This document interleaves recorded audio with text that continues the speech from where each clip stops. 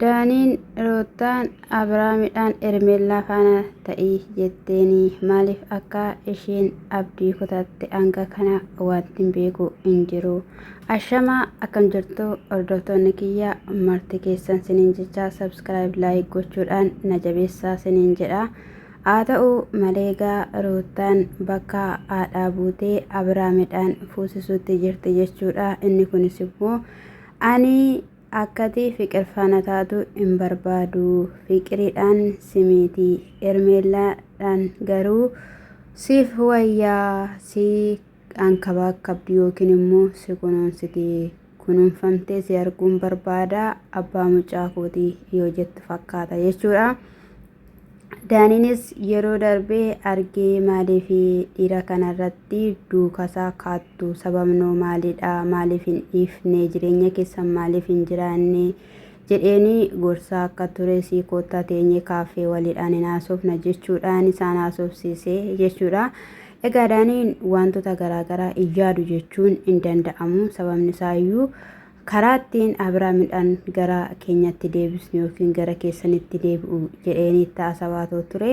Sanarraatidhaan kan ka'ee egaa Rootaanis erga Daaniin isaan argee jikanii akkati Ermeellaa faana taatuun barbaada erga nan feene dhugaa jirtu natti himtee kan ishiin jetteeni dubbattee jechuudha. Haati manaa kamiyyuu amma barbaadan yoo walii kaneyyuu ta'e akkas namadhaan hin jettu jedheeni jechuudha. Itti haasawaa akka ture hin yaadattu. Haa ta'u malee egaa hin dhufte jechuudha. Daanii bira jechuudha. Baay'ee tokko waliidhaan qalladanii jechuudha. Daanii shaaruutti waliin jedhan jechuudha. Jalqaba irratti iyyuu waliin lolanii isaan hojii hojjetu waliidha wanta ta'eef meeriinis jirti dudduuba isaanii jechuudha. Ishiin immoo TikTok irratti kan ishii yeroo baay'ee wanni gootu ilaalcha gootu jechuudha malee hundi isaaniiyyuu waliin jiru. Diraamaa waliif hojjetu. Kaleessaa argitaniittu fiqirii akeekkachiisa akkatti isheen Rootaatti laattee turte miidiyaa eenyurratti gallakkifame eenyutu maal gochaa jiru. Kanaaf isaanii bakka tooftaa garaagaraa fidanii iyyitaa kallattii ittiin arganii doolara lakkaawanii kan isaan irratti xiyyeeffachaa jiran malee dhaayii asirratti hin gaddiinaa hin boo'inaa dhugaan siniin jedhe jaarri hin sobdii. Hin sobdii jechuudha. Ati mana madaamii keessa teessee jechuudha. Akkasumaan hin wixxisin. Isa dhugaa abbaan barbaadde wajjiniin haa taatu abbaan barbaadde haa dhiiftu jechuudha. Innaa sana booda egaa ani kaniini akkas gochuu barbaadee fi ishii fanas haasofsiisuu fedhee fi fiqir nama gaarii turte dubartii bayeetti turte yaada qabeetti natti fakkaatti turte iyyuu haala kanadhaanii kana hunduma gootee jireenya koo gidduu dhuftee galte jedhee iyyaaduun ture keessa namaa immoo hin argatanii isa kanaaf umtu ishii natti hin tolle akkatti ishiin nu wajjin haasa'aa turte dubbachaa turte bakka qoxxobinnati hin qabdu. Kan ishiin jettu kanaaf iyyuu hin jaalata yoo ta'eera ta'e iddoo ishiidhaaf qaba yoo ta'eera ta'e ishiinis yeroota darban baay'ee tokko yaaddaa nama turtedha. Har'amoo buruna gatalaata jettee baay'ee tokkodhaan wanta shakkaa turtee fi inni dhiira dhaabbataa ta'e kutataa ta'e yoo jiraateera ta'e anatti murtoo kiyya natti hime ani jireenya kiyya jiraadha inni ishii faana haa jiraatu. Ishiinis osoo isa jaalattu akka isa hin dhabne innis immoo anarraa fagaachuuf sababii kootiidhaaf jedhee kana keessa akka hin galle inni kan fiqir kun immoo anaan na namansiifne jennaan Daaniinis anaan na namansiifne dhugumadha si'iif ishii aarsuudhaaf ta'uu danda'a maleessaayii kanii egaa Rootaanis Daaniis jechaa turan jechuudha. Mee waan inni godhu waan inni ta'u maalirra akka inni ga'u calli jedhaati ilaalaa kaa'u of qabaate jechuudha. Sinii galamiti namni maaluma yoo ta'e jireenya inni kun yoo ta'e ofii baateera ta'e jireenya sana keessa akka baheen jiruu biraa keessa waan hin galleef akka kiyyatti sin taa'aatii dhaabbadhaatii of eegaa akkasii jechuu jaalladha. Nama siniin abaaru dhugaa rabbi sini borcaa diraamaa hojjettu waan ta'eef illee maaliif anani sin faana eeyyanda'u. Ani hojii bichaan irraa hojjedha. Mana madaamii koo keessatti shiroo wanni affeelu nuuna guyyaana sinin dhageessan otoo dhageessanii waan maatiin keessan siniin jedhan dhageessu.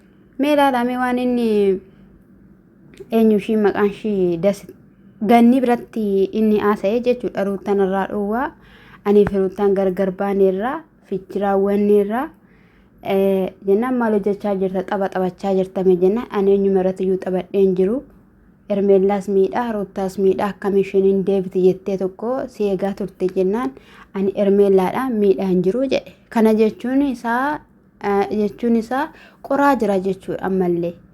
Kaleessaan wargitan hin tulidatii ishii irratti ijoolleen haala sana abaaboo bitanii an jalqabaa isumatu dhaqee abaaboo bitee dhiifama gaafateen se'ee jechuudha. Yeroon iyyurraa viidiyoo hojjechaa tureyyuu qo'asuu ta'edhaan ilaalchiin asin jechaan ture. Akkasuma ta'e jedhu in kufee jechuudha dubbiin jechuudha. Abaaboo fidanii kennanii. Maaliif yoo ta'e iddoo diraamaa sana keessatti yoo gammadee ishii fana ta'e yaada isaa bira hin geenye kaayyoo isaa bira hin geenye waan ta'eef jalaa kuffisa waan ta'eef hin fedhuun barbaadu. Ermeellaan garuu baay'ee tokko bakka itti dhattee maramtee dhungattee jechuudha takka chaappisteetii irraa xaraddi annan salphadha dhugaa dubbachuun bakka ishee as taa'ee bilbila keessaan jechuudha waan nagalcha silaa hin qabu isa dhugaan siniin jedhe inni cirraashiyyuu harkaan qabachuun barbaadu abeeltuu harkaa qabee ittiin akka naammatu gochaa ture jechuudha maal jechuudha wanta akkanaa isheedha dirqama hamaaf gottutanii nama kana fidu atas gabbaa'umee ofaa ilaalu bakka Isame walirratti hojjetinaati nagaa waliif laadhaa boqonnaa waliif laadhaa akka kiyyatti akka sedhee yaada jechuudha kanaaf inni tokko isaanii keessa tokko isaanii qoraadha kan jiru jechuudha Ruuttaan immoo tonkolii yookiin immoo ishiin irratti hojjechaa turte sanarraatiin kan ka'e sodaateera baay'ee tokko sodaateera Ruuttaa jalame akkamittiin namanii jala ciisa jedhee dubbateera jechuudha tokko lafa deemutti jechuudha amma akka duraa yumite jechuudha xaapha godhee wanta Ruuttaa tokko haasaa jira jechuudha hin fedhuun barbaadu na duuka kaatti boqonnaan alaachuu kan dheedee isaanii kan jechaatu jiran jechuudha. Daaniin immoo tooftaa beekaa jechuudha. Kana godhaa asiin godhaa achiin godhaa akkas godhaa akkana godhaa kan jedhuun itti gaafatamummaan isaanii daaniidha jechuudha. Daanii kallattii maraa isanni kallattii mare sana immoo Ruuttaan fudhattee baati. Argitan ittuma yeroo darbe. Ani sanan yaadne yaaddaniitu akkas godhinaan jettu isaan gochaa ture wanta baay'isaa wanta karoorfanneeyyuu qabna turreeyyuu akkasittiidhaan adeemamu dinnaan nu gattee baatee jettee wajjiniidhaan taate biraan faana jettee Ruuttaan dubbachaa turte haasawaa turte jechuudha. Ammas immoo kanadha jechuudha. Akka wajjiniin ta'uudhaaf egaa natti agarsiisaadha kan jechaa jiru Abraamis immoo haati manaan tokko abbaa manaa ishii dabarsitee hin kennitu dubartii biraa faana ta'i jetteeti kan jette ammayyuu yaadni Ruuttaa si keessa jira jechuudha kan cabsee si keessaan baane itti ijaaramee jira jechuudha ammayyuu yaadni Ruuttaa kun Ruuttaattis ijaaramee jira Abraamittis ijaaramee jira lachan isaaniiyyuu garaa isaanirraa osoo hin taane dhugaa dubbachuuf sobanii takkas jedhu jechuudha. Ruuttaanis dhuma gubbaa irratti viidiyoo kana keessatti argitaniitu yoo ta'e akkamittiin haati manaan kiyya dubartii biraatti dabarsitee na kenniiti maaliif jettereeti jetteen. Daaniin illee akkamittiin akkas jechuu dandeesse siin dhumanne jechuudha kan waa'ee Ruuttaa kunii jedheenii jechuudha. Kanaaf iyyuu jechuudha hin qooru. Ingalabatama inqoru keessa inqoru ingalabatama inqoru bakka gubbata bicha gugubachaa jira jechuudha qixxaan isaanii jechuudha keessa isaa gaafa cabsita leexii yooma kan qora kana bahu beeku diraamaan hin dhumu jechuudha kanaaf iyyuu nuti amma hordoftoota kiyya qaalii jechuudha ilmaan Oromoo bakka arraba keenya xureessuun barbaachisaa miti maaliif jennaan akkuma isaan fidanitti irraa dubbachuu wayya malee akstaayitii itti laanna jennee yookiin immoo hiika itti laanna jennee jechuudha kallattii biraa keessa kan galle bakka arraba keenya kan xureessine jechuudha isaan hojii eegalan wanta ta'eef hojiirra jiru wanta ta'eef jechuudha achiis immoo fiqir immoo jechuudha shurrubbaa Ruuttaa sirreessaa fi turte jechuudha na hordofsiisaa jirtaa maalla gochaa jirtaadha kan ishii jechaanii turte jechuudha abagaas immoo dhufe ka inni dhufee jedhutti immoo jechuudha silaa dinnicha ta'ee furdate wanta ta'e mucaan koo qaamni isaa badaa jira Abiraam dhugaa dubbachuu fokkisee fuula keessa fokkisee cirraashumayyuu wanta dhidhiitaa jira jechuudha akkuma gaashiyyaa yeroo darbe gaashiyyaan viidiyoo irratti argeen jechuudha maaliidhaan jedha jaarsa margaanfatanii deemuu eegalan jechuudha dhugaa dubbachuudhaaf achi wanti taasisaati jirtu kun maalidha jedheenii ta'asee gaafa jedhu Daanii kanii wanta kana taasisaa jiran ergasii argatanii ergati yeroo darbe aasofsiiftee booddee Ruuttaa yaada kana kan fiddee ammallee wanti biraa naa qophaa akka jiru karoorfamee akka jiru jira dibdibni biraa wanta ta'eefi achi keessas galchaniiru yoo ta'e akkasumaaf hin dhama'ini jennaan fiqireen immoo nan tintolle jennaan sittin tolle jedhee ani ishii dhiisuu hin danda'u anatu ishii kana jiraata wanta ta'eefidha kanii inni jedhee jechuudha. Shaayii wayii waliin jechuu dandeessu guyyaa tokko wayii baruu dandeessa kanarraatiin alatti wanta ati bartee hin jiruudha kan inni jedheeni. Ruutaan immoo yeroo darban waan baay'ee isa gootee isa miiteetti ani dhufeen wanti baay'een isaa geeddarame anaaf hanas immoo ta'uu didee hin kufeedha kan isheen illee jette jechuudha. Anis immoo hanga kana kan isa faana deemaa jiruuf dhala kootiif jedheen mucaa kootiidhaaf jedheen araaramne yoo waliin jiraanne jedheen kan isheen jette jechuudha.